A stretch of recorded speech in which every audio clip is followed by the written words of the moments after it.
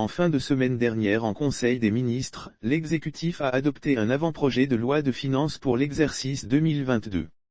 Une projection de 1760 milliards FCFA en ressources et charges a été effectuée, contre 1521,3 milliards FCFA dans le précédent budget.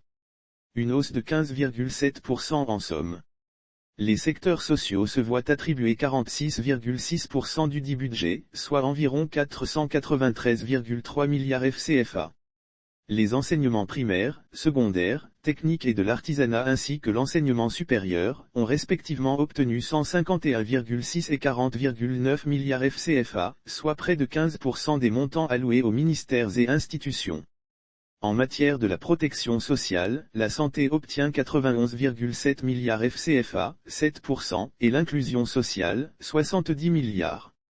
Ces allocations devront, selon le gouvernement, servir à garantir la couverture santé universelle et l'accès aux services sanitaires à tous.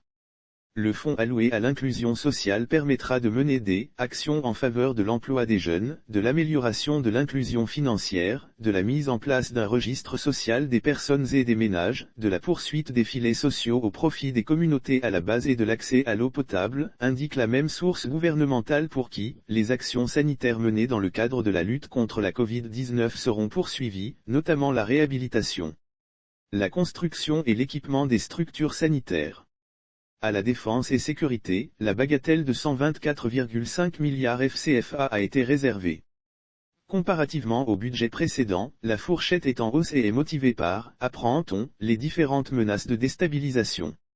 Ce fonds sera employé à la poursuite des investissements aux fins de renforcer le dispositif sécuritaire et les capacités de l'armée. Le budget tel que fait n'attendons plus que l'aval des députés pour qu'il soit validé.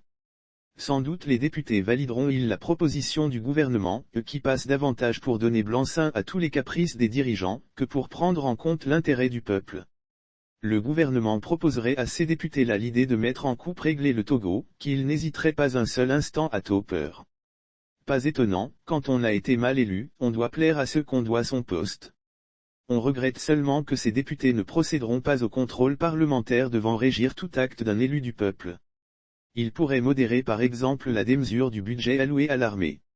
Même s'il y a urgence, ce secteur ne vaut pas plus que le volet social.